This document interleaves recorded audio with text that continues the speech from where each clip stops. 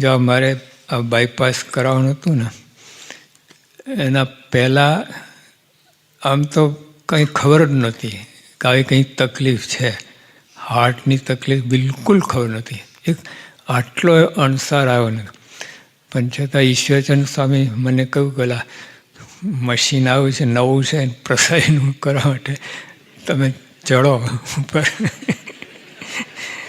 હવે પ્રસાયન કરવા ગયો, આપે પ્રસાયન થઈ ગયા. ઉંદર નહીં, હાથી નીકળ્યો.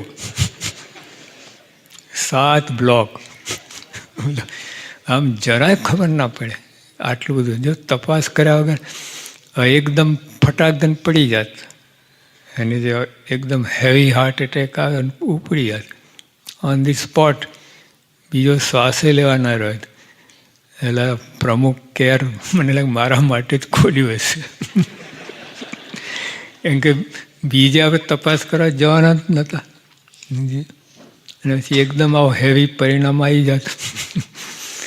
એટલે ટૂંકમાં શું કે જો તપાસ કરી તો ખબર પડી. એકદમ પરફેક્ટ 100% સ્વાસ્થ્ય હતું. તો અંદર અંદર હાથી હતો. મોટા 4 તો મોટા બ્લોક, મોટી મેન નળીઓમાં 98થી 100%. બીજી 3 નળીઓમાં નાની નળીઓ, પણ એમાં 80 નીચે હતા. હવે કોઈ આનું ઉપડી જ જાય તો ભગવાન કેમ જાણે કેવી રીતે ચાલતું હતું ખાતું દયાથી.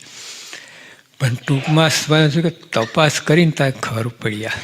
હા, અંતર તમને એમ લાગતું હું સેવા બરાબર કરું, ભક્તિ બરાબર કરું છું, એના કારણ બહારથી માન મળે. જો મારે